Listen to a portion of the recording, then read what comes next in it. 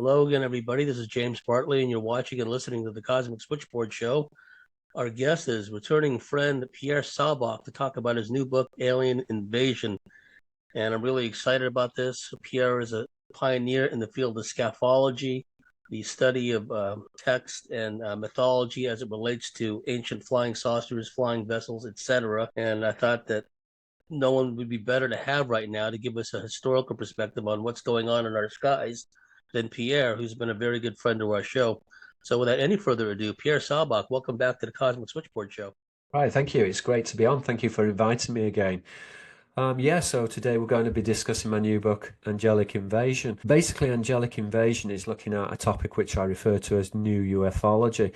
And New UFOlogy is really the study or the deconstruction of symbolic language within the ufological tradition. It encompasses many different areas, such as scafology, which we talked about, which is the study of these angelic boats or vessels within the angelic and classical tradition. In addition, New UFOlogy also encompasses something which I refer to as exolinguistics, which is really the study of alien languages, but more specifically paralinguistics, which is this study of telepathy and the relationship between the spoken word and visual memory, but in terms of how this actually relates to telepathy. So this is sort of exolinguistics, and as I said, it encompasses paralinguistics. So yeah, it's a detailed book. It basically starts off with the scafological tradition, and I'm just going to quickly review the scafological tradition before we go into looking at the exolinguistics. So the scafological tradition, well, the etymology of scaphology comes from scaph, which is a sailing vessel, and it's related to scapto, which is to dig out or to hollow out. So this is a small type of mooring vessel, and it's related really to the study of angelic sailors. And this is actually really important in relation to studying the ufological tradition, because the ufological tradition is really this ancient occult tradition which appertains to the scaphological tradition or to the angelic sailor. And so the angelic sailor is typically represented as an invading host or an invading army. And so we see that there's a correspondence between Malak, an angel, Malak, a sailor, Mekel, which is a vessel, and Maken, which is a type of ship. Now, Maken is related to the Greek etymology mak, which is to fight, but in the Semitic, Maken is a ship. Now, there's a diptych paranomasia on Maken, a ship. So this is an angelic vessel. As we said, Malak, an angel, Malak, a sailor, Mekel, a vessel, Maken, which is a ship or a vessel, but there's a wordplay on Maken with Makenes, which is a machine. And so these angelic boats, ships, or vessels are depicted as a type of mechanical vessel or a mechanical wheel specifically. In the scaphological tradition, they were typically depicted as flying shields. And again, within the scaphological tradition, the flying shield is equated with a number of important symbolic components. So the shield initially was a type of missile, and so we see that there's a connection between an emissary and a missile. And again, the shield is equated with a boat or a ship. So there's a correspondence, if you like, between opolon, a shield, and pleon, a boat or a ship. This relates to the seraphic tradition or the seraphic host, which are non-human angels, which in the ufological tradition obviously appertains to angels. And so we see that there's an etymological correspondence between the shield, which is Jannah, and a relationship with the Jin. Jen, a serpent or worm. Jannah, to hide or to conceal, because the shield is a protective guard. But we see also that there's a relationship with flying shields in terms of deities as well. And so, for example, Theos, a god, is related to Thurios, which is a shield. And so again, the flying shield is symbolic of a ship. In the classical and Greek tradition, there's a correspondence with the harpies. Now, in the Greek, arpue literally means an abductor and is equated with erpeton, which is a reptile, which in this respect would be the seraphic host, opolon, a shield, and pleon, which is a boat or a ship. So within the scaphological tradition, typically the shield and boat are synonymous. And again, this also leads into divine bloodlines as well. So within the Semitic, Malak an angel is related to Melek, king, in English kingship. So that's kind of the scafological tradition and how it relates to, well, to new ufology. But as I said, new ufology is really an extension of looking at occult symbolism. And again, new ufology can look at occult symbolism within the modern ufological tradition, where scafology looks at the symbology within the classical and religious tradition. So the first section of my book, which is the prologue, is titled Scafology to New Ufology. And so new ufology is really looking at these symbolic chains. I refer to this as again, this is interlinking within memory in terms of abduction. So this links to the three modes of representation, and I'm kind of very interested in looking at memory and how memory appertains to the ufological tradition, and particularly the idea of switched memories. So I refer to them as switched memories. Typically they're referred to as screen memories, but I think switched memories is a much more closer or accurate representation of memory, which is found within the narrative, within folklore narratives, and also within the ufological tradition as well. And so in order to understand how memory can be switched, it's really important to understand language and understand how language and memory are very closely interconnected. In order to do this, I've developed a system which is the three modes of representation, and this is really looking deeply into work which I've already done into occult symbolism, which was really found in my first book, The Murder of Reality. So a lot of the ideas in terms of symbology and how this relates to etymology and the representation of symbolic language, those ideas kind of developed, and I've developed these and written these up in Angelic Invasion. So in terms of the three modes of representation, basically you have the first mode of representation. This is morphology, and morphology in terms of memory, the memory categorizes language morphologically. So to give you a quick understanding, stick, stack, and stock are all interrelated concepts. And therefore, what you find within memory is that the closer the etymology, the closer the word parameter or the close relationship between the actual word. Now, the second mode of representation is itinerary. An itinerary is a map of meaning. And this is really kind of a schemata, or in terms of how words are classified. And this is important within ufological narratives, because people, when they're reporting what they're seeing, the memories are not necessarily accurate. Sometimes we're seeing these switch or screen memories. And so trying to understand how memory is categorized is really important, I think, basically to understand what is happening within happening psychologically. And so, as we said, the second mode of representation is itinerary or classification. So to give you an example, a car would be typically classed as a vehicle and could be represented with a motorbike, or a computer could be closely grouped together with a mouse or a monitor. And so this is how the mind categorizes. Now, the combination of the first and the second mode of representation is the third mode of representation, which is the tertiary mode or tertiary representation. And this is a combination of the two, which gives us symbolic language. In the occult tradition, this would also give us private discourse or ideoglossolalia, which is this private speech. So that's basically where symbolic language arises from, and is closely related to symbolic or syntactic symbolism. And in fact, I argue that the structuring of the subconscious mind is created through these syntactic strings, or these word relationships. So to give you an example, ride would be related etymologically to raid.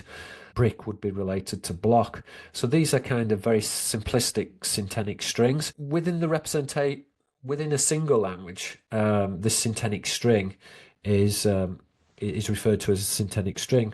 But what we find is that there's a universal symbolism. And I know I'm kind of mumbling on here, but there is a relevance to this in terms of the holographic nature of reality. So with these syntactic strings, we see that they're universal, and they're found in multiple languages. This is referred to as polysyntactic symbolism. And To give you an example of a polysyntenic symbolism, and particularly in terms of the Scafological tradition, there's a relationship between Self-Efa Watcher, Seraph, which is a serpent, which is a non-human angel, and Serapha, which is fire. A similar relationship is found in the Old Semitic with Erin, which is a watcher or a shining one, or indeed in the Greek, Theos God, Theoros a watcher, a phos, which is light. And so we're seeing that there are these syntenic strings and that they correspond morphologically in multiple languages. Now, this I refer to as universal symbolism. This is kind of a universal structure, and this is found within all languages, this universal structure. Now, one of the reasons for this universal structure is, I think, is to do with the actual nature of the universe. I refer to this as syntactic resonance, which is really another word for a morphogenetic field, but this is kind of the information field. And so the universe is, if you like, a grammatical system. It can be, the universe is an information field. In the classical world, they referred to this as the logos. I refer to this as syntactic resonance. And so in the universe, basically, the universe can store information.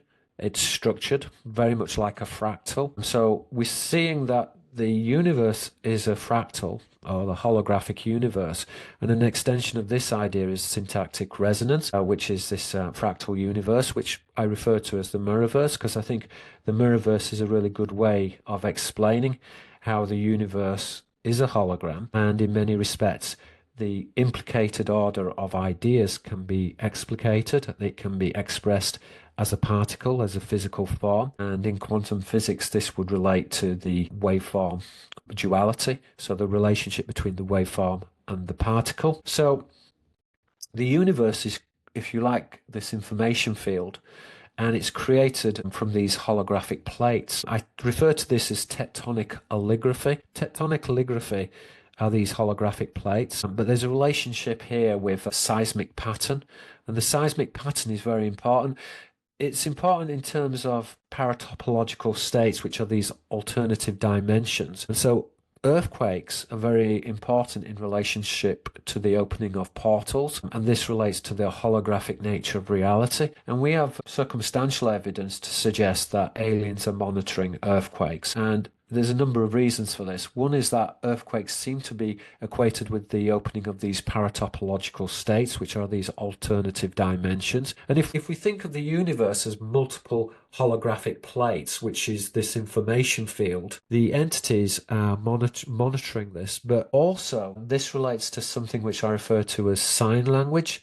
Now, sign language is spelled S-I-N-E, but obviously is connected to a sign. Now, sign language is this sine wave, and these entities communicate using sign language, which again is very closely related to what I refer to as the earthquake signal, which are these separate tectonic holographic plates. As I said before, so there's a close relationship between telepathy, but also this close relationship with language and linguistics.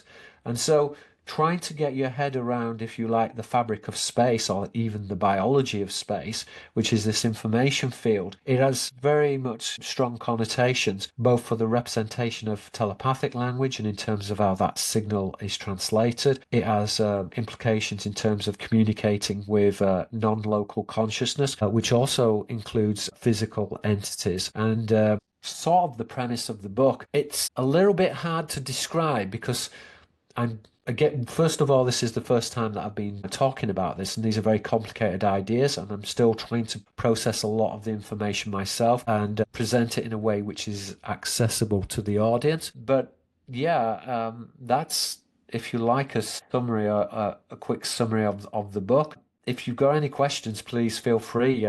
Maybe we can tease out some of the terminology, and maybe I can give you some specific examples. Yes, there's a few terms I'd like some elaboration. Yes, okay. There are a number of things which I mean to a reality collapse. I mean it in a literal sense, in a metaphysical sense, in terms of the collapse of the hologram, which arguably is the collapse of the simulation. And again, we can approach reality in a number of different ways. we could say that reality is a simulation. But again, perhaps we could just say that a simulation is a useful metaphor for describing reality. So that, if you like, there are two schools of thought. I'm kind of more of the inclination that the simulation is a useful metaphor. And again, I think we've got to be very careful about tripping up over language. So there's a metaphysical collapse of a reality collapse, because these entities can control these paratopological states. But also there's a psychological reality collapse as well for the individual who is experiencing something which is beyond their comprehension. And again, with the merging together of these semi-permeable, I describe them as paratopological membranes. So if you think of different realities, different vibrating frequencies, you can draw in these frequencies into coherence basically through sound. Pythagoras alluded to this in his research in terms of the Pythagorean monochord, which is this single string. The bass notes is matter, and as the vibration increases, then this goes into the spirit realm. Now, entities are aware of sound and manipulate sound in terms of to change their physical structure so that they can walk through walls. Now, obviously, there's some argument about whether they're doing this technologically or whether they're non-physical entities. My understanding of this, and I've spent a lot of time thinking about this, and this actually ties into my idea on the unified theory of ufology, is that we have two groups or two separate groups of entities. So the first group of entities are holographic culture, and a holographic culture, they're physical extraterrestrials, and they've deconstructed the mechanics of waveform reality. And this really means that they've interpenetrated space, but also the spiritual realm of ideas.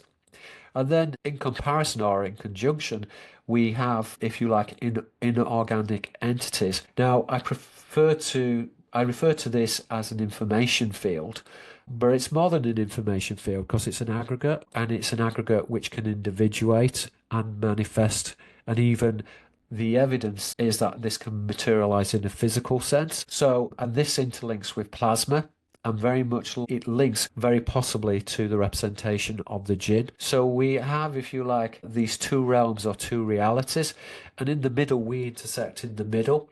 So we have holographic cultures, which are physical entities which have deconstructed the physical parameters of reality, and in combination we have this information field, or this imprinting of this information field, which can individuate and is this aggregate, this information code.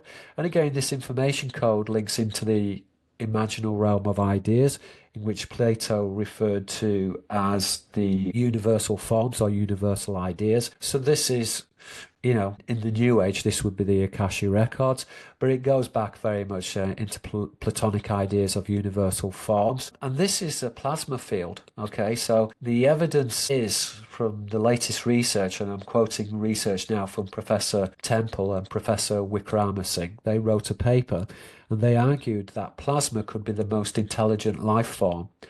And this intelligent life form is combined, if you like, of plasma, but the plasma has crystals, and it's believed that these crystals act very much like neurons. And I believe that the crystals, and again, this is speculative to a degree, but I think it connects with some of the evidence that we have, is that plasma is able to somehow assimilate itself into the human host, and with these nanocrystals is able to communicate. Now, plasma is interesting at a number of reasons. One reason is that our bones actually create plasma, and I believe that in terms of the spiritual record, that human beings, that the soul pattern is imprinted in plasma. And so there is this close connection between, shall we say, non-human entities and the soul pattern, and how this imprints within plasma in a way which is not really fully understood. But it's really important to understanding the physical dimension of extraterrestrials. And I refer to this corroboration because I believe that there is a corroboration between physical extraterrestrials and these non-organic entities as the somnummatic collective. Now, soman means body and pneuma is the spirit. So there's this collective which are working together and are working in unison. Now, obviously, within the ufological and scafological tradition, the difficulty then is, and particularly because we are dealing here with entities that can intrude within the human mind, is how to, shall we say, differentiate between a being which is shall we say, non-physical, but can materialize physical, and an actual physical extraterrestrial being. And this complexity, I think, is one of the difficulties in terms of how we differentiate what is happening. I think we need to be very much aware that this phenomenon is a multi-agency or a multimodal thing which we're looking at. It's an aspect which materializes in different ways. And so being aware of this, I think, is very important in terms of deconstructing the ufological tradition, because I made this reference in holographic culture. I referred to this as the alien dialectic. So basically, the alien dialectic is that, and this is what ufologists have been arguing about for a long time. And really, the answer is very simple, because we're looking at two. It's almost like a spectrum, but we're looking at two sides of the same coin. So sark, which is the flesh, is very much connected into psyche, which is the spirit. The flesh and the spirit are cognates, and they're very closely aligned in the same way that wave-particle duality is aligned. The particulation of form is the particle, and the universe, which is, if you like, manifesting from the implicated realm.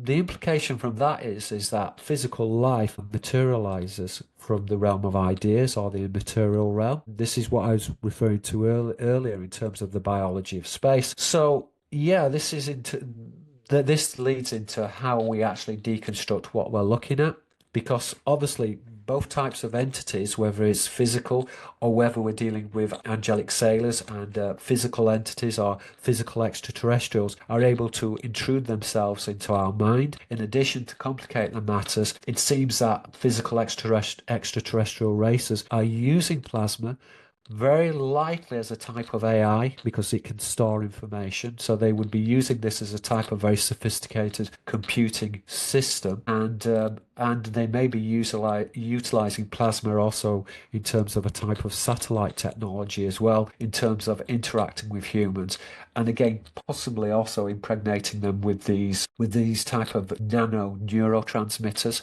And again, I'm speculating here, but this is based upon evidence within the ufological tradition and within the fairy tradition and folklore as well.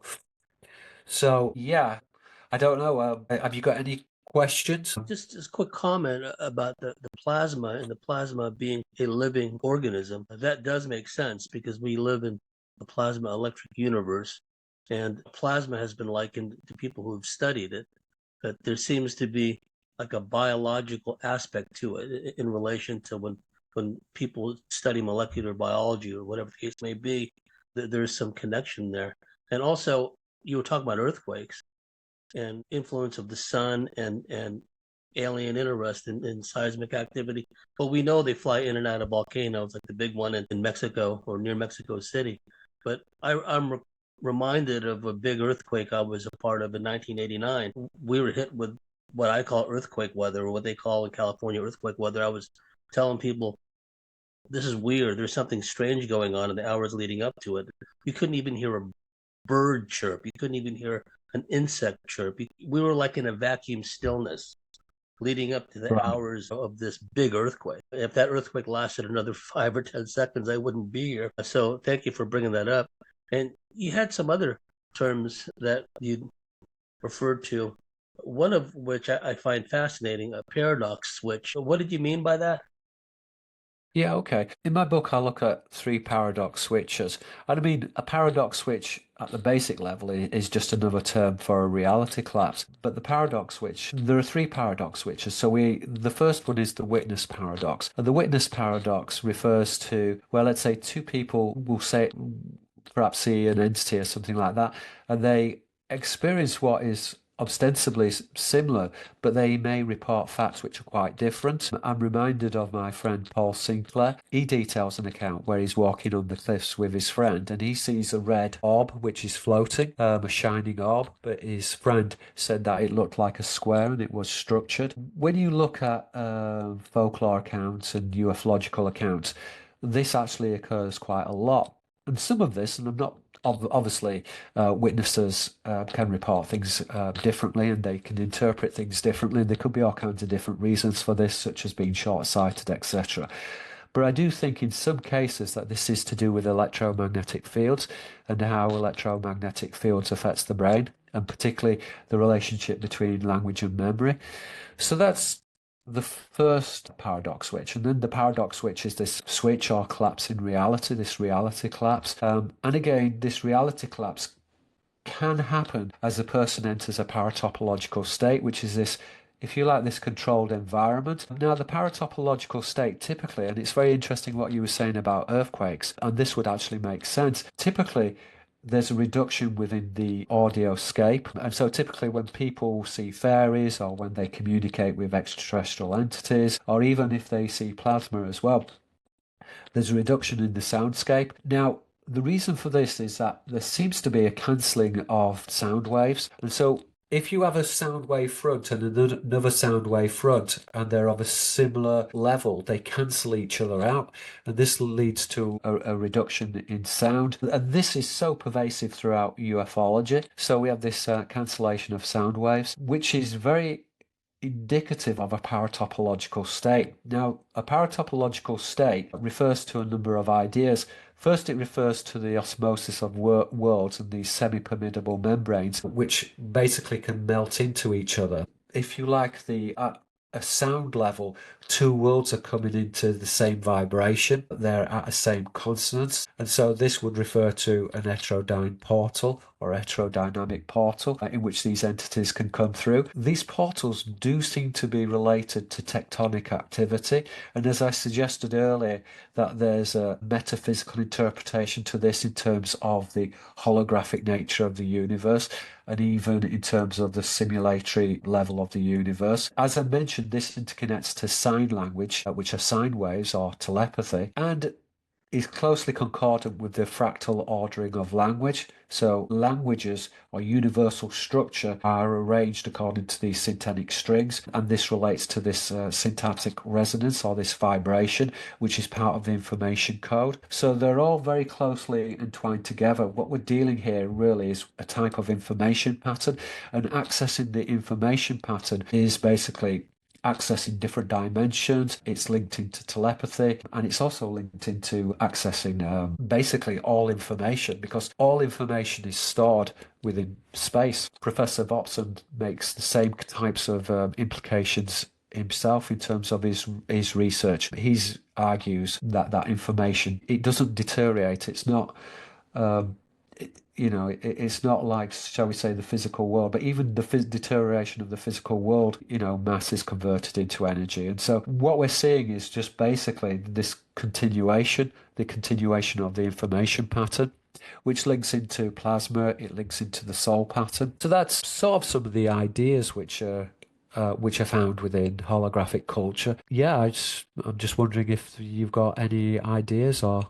Yes, you mentioned that this notion of the silence, this pervasive silence, which occurs in close proximity to either a craft, an orb, or some kind of a being, that has been described many times in the field. And I've even heard stories from people, and I have no reason to doubt them. I've heard this from a number of people, that some of the ETs not only have shipborne equipment or a technology that allows them to put everyone and everything into a freeze frame mode, not only a vacuum stillness, but freeze everybody in place. And also, these reptilians and human guys had taken this one individual I know into a busy restaurant, and they activated a handheld device. Everyone froze in the midst of what they were doing, talking, eating, chewing, whatever the case may be. It was an object lesson of how much they were able to control time and space in a given localized area, right? And then if you scale it up, well, what else can they do? Can they do this in more than just a specific location? So I think what you described there, converting it into an alien abduction perspective, makes a lot of sense.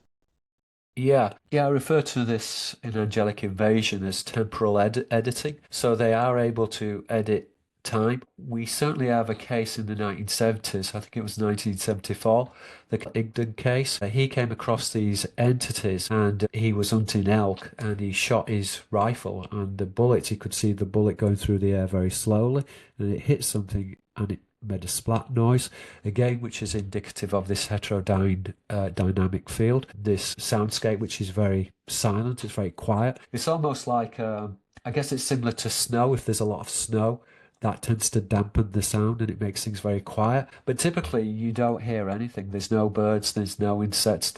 It's just very eerie and it's very silent. And I mean, in combination with these heterodynamic fields, there is often trying to think. I was going to say something there, but yes, this synthetic emotion which can be overlaid as well. So, for example, within these paratopological states, sometimes overlaid with the paratopological state would be a certain type of emotion, such as fear or something like this. And again, this might be to keep people away from a particular area. And we see that entities also communicate using synthetic emotion. And this is really important because telepathy is this multi-layered way of communication, and it can communicate. It's a very tactile. It can communicate sensory information, visual information, smell, taste, and it can also communicate emotion. And I believe that the entities use emotion as a means of communication. And typically, they would augment a command with a type of emotion in order to really reinforce the communication, to really accentuate and make that communication powerful. Typically, the entities will often issue a command as like, "Don't look at me." This is quite common, and that is often suffused with, let's say, a feeling of anger. And so typically if a human being feels anger, just typically the response is to look away, to shun.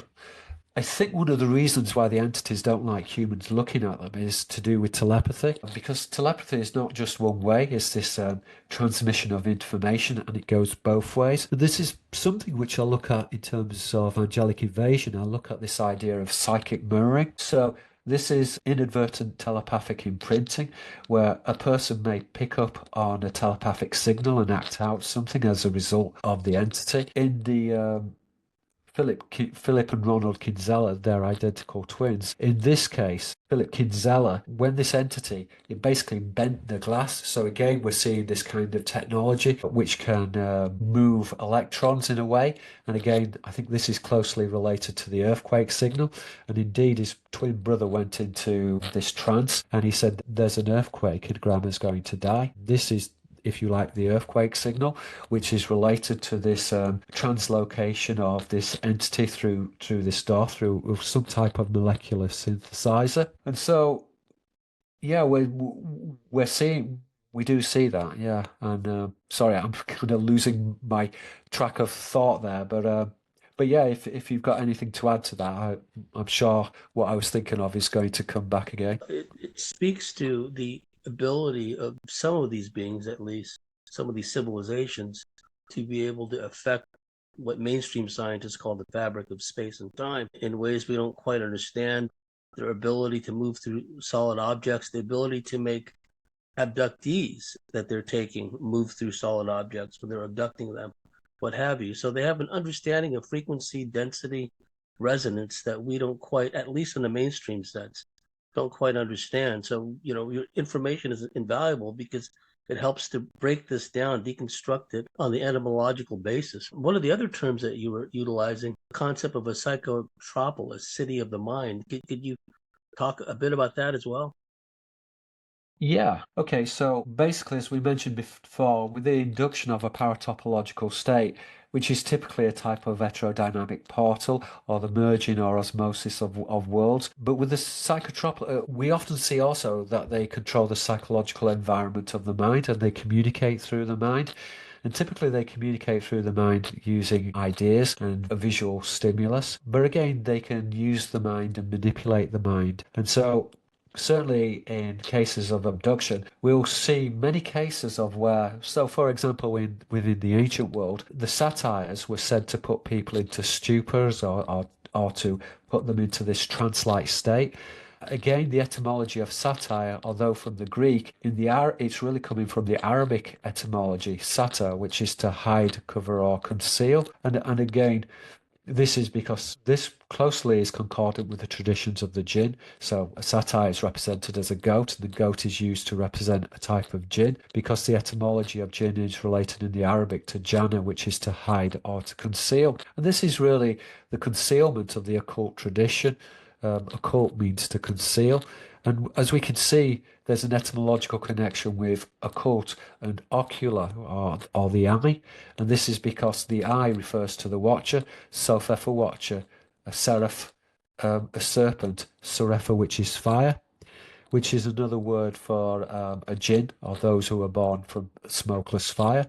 The word seraph is typically translated as a jinn, and the seraphim are concordant with Sirius, the shining star Sirius. Sarah, which is a spark in Arabic, relates to Sira, which is Sirius. And so the flame or fire is used to denote Sirius, the flaming one, the shining one. In Greek, Serios, which is the scorching one. So these are all fire signifiers which relate to the seraphim. The seraphim are typically represented as watchers.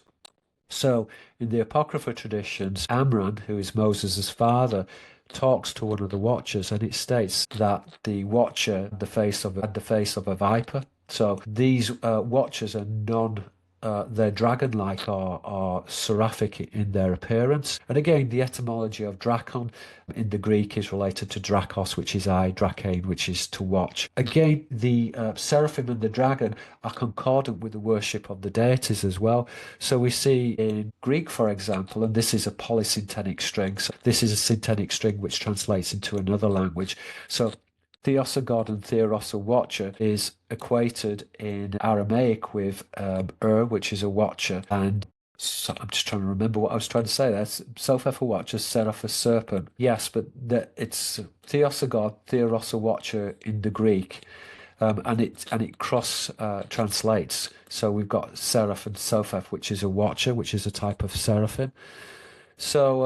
So yeah, these entities and these wordplays are found throughout multiple languages. I refer to, if you like, the alien code, which is encoded within human language as the artifact. That's something which I touch upon in my book, Holographic Culture. This idea that we can find this invisible operative encoded in human languages.